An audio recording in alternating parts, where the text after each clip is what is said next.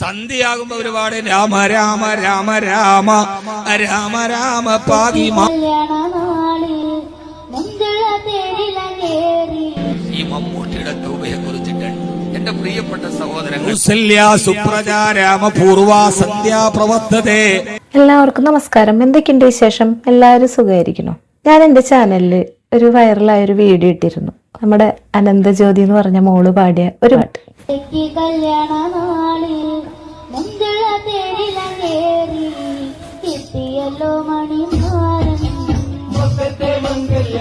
അത് ഒരുപാട് ആളുകൾ കണ്ടു, ഒരുപാട് പോസിറ്റീവ് കമന്റുകൾ ഇട്ടിരുന്നു കേട്ടോ. പിന്നെ ഞാനും അതുപോലെ ആ കുട്ടി പാടിയ രണ്ടുപേര് പാടി എൻ്റെ ചാനലിൽ ഇട്ടു. അത് 1 ലക്ഷം ആളുകൾ കണ്ടു. ഒരുപാട് പോസിറ്റീവും നെഗറ്റീവും ഒക്കെ കമന്റുകൾ വന്നിട്ടുണ്ടായിരുന്നു കേട്ടോ.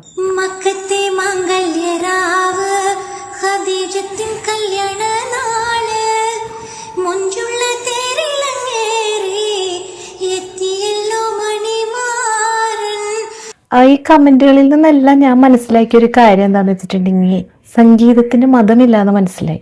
ശരിയല്ലേ? സംഗീതം ഇഷ്ടപ്പെടുന്ന ആളുകൾക്കൊന്നും മതമൊന്നും ഒരു പ്രശ്നമല്ല. അപ്പൊ അതിനെക്കുറിച്ച് എനിക്ക് 2 വാക്ക് പറയണമെന്ന് നിങ്ങൾ പ്രേക്ഷകരോട് തോന്നി.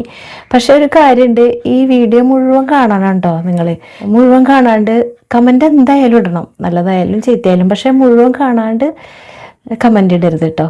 നമ്മളെല്ലാം ബഹുമാനിക്കപ്പെടുന്ന പണ്ഡിതനാണ് കബീർ ബാഗവി ഉസ്താദ്. അദ്ദേഹം തന്റെ വേദിയിൽ വെച്ചിട്ട് ശ്രീരാമന്റെ മനോഹരമായ ശ്ലോകം ചൊല്ലുന്നത് നമ്മളെല്ലാം കണ്ടതാണ്. സന്ധ്യയാകുമ്പോ ഒരുപാട് രാമ രാമ രാമ രാമ രാമ രാമ പാകിമ രാമപാദം ചേരണേ മുകുന്ദ രാമ പാകിമ.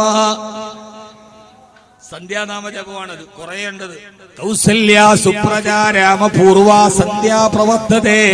ഉത്തിഷ്ഠ നരശാതുലം കർത്തവ്യം ദൈവമാന്തിതം.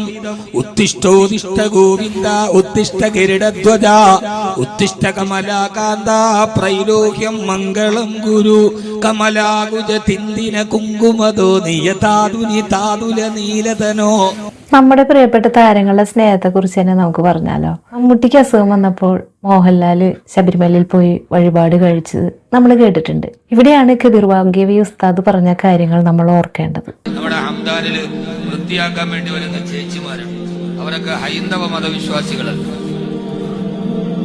അവര് ചിലപ്പോഴൊക്കെ പറയും, എന്നോട് പറയാറുണ്ട്, ഞാൻ ഇങ്ങനെ വരുമ്പോ അവരൊക്കെ പറയാറുണ്ട്, ഉസ്താദിന്റെ ദീർഘായുസിന് വേണ്ടി ഞങ്ങൾ എപ്പോഴും ദൈവത്തോട് പ്രാർത്ഥിക്കാറുണ്ട്.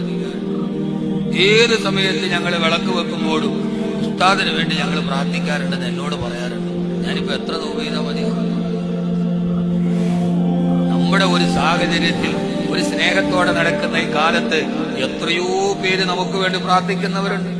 അമ്പലങ്ങളിൽ, ദേവാലയങ്ങളിൽ.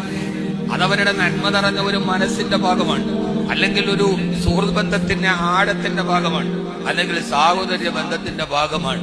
അതിനൊക്കെ ആ രീതിയിൽ കാണുന്നതിനപ്പുറം അതിനെ പിന്നെ വലിച്ചിളക്കി കൊണ്ടുവന്ന് ഇസ്ലാം എന്ന് പറഞ്ഞാൽ അത്രമേൽ പരിഹാസിക്കപ്പെടേണ്ട ഒന്നായി പിന്നെ കാത്തു നിൽക്കുന്ന ചാനലുകൾ അതൊരാഘോഷമാക്കി.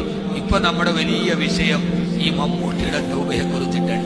എന്റെ പ്രിയപ്പെട്ട സഹോദരങ്ങളെ, അവനാന്റെ കാര്യങ്ങളിൽ ആകുലരാവുകയും അവനാന്റെ പാപങ്ങളെ പറ്റി ചിന്തിക്കുകയും ചെയ്യുക. അനാവശ്യമായ സംസാരങ്ങളിലും ചർച്ചകളിൽ നിന്നും വിട്ടു നിൽക്കുക.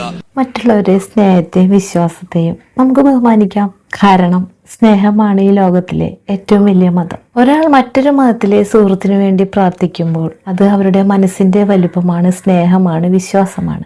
ഒരു മുസ്ലിം പണ്ഡിതൻ മറ്റൊരു മതത്തെ സ്നേഹത്തോടെ ഓർക്കുന്നത് എത്ര വലിയ കാര്യമാണെന്ന്. മനുഷ്യരിലെ നന്മയാണ് പ്രധാനം. സ്നേഹവും വിശ്വാസവും നമുക്കിടയിലുണ്ടെങ്കിൽ വേലിക്കെട്ടുകൾ ഉണ്ടാകേണ്ടതില്ല. ശരിയല്ലേ?